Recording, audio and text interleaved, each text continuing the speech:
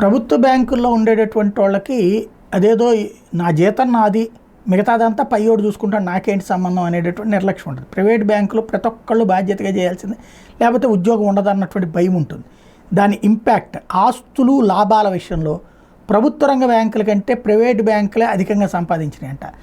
2021-22లో ప్రభుత్వ రంగ బ్యాంకులు 73,71,00,000 లాభాలు సంపాదిస్తే ప్రైవేట్ రంగ బ్యాంకులు 127,07,00,000 రూపాయలు సంపాదించినాయి.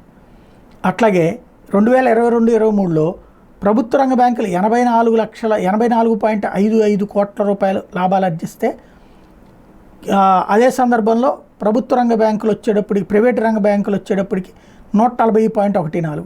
2023కి వచ్చేటికి 105.21 ఆస్తులు, ప్రైవేట్ బ్యాంకుల ఆస్తులు కానీ ప్రభుత్వ బ్యాంకుల ఆస్తులు లెక్క చూసుకుంటే ప్రైవేట్ బ్యాంకుల ఆస్తులు 105.21 ఉంటాయి, ప్రైవేట్ బ్యాంకులు 154.93. ఇవన్నీ ఆస్తులు. లాభాల పరంగా చూస్తే 21-22లో 66,539 కోట్లు ప్రైవేట్ బ్యాంకులు ప్రభుత్వ బ్యాంకులకు సంబంధించినటువంటి వాటిలో లాభాలు ఆర్జిస్తుంటే, అదే సందర్భంలో 96,227 ప్రైవేట్ బ్యాంకులు సంపాదించినాయి.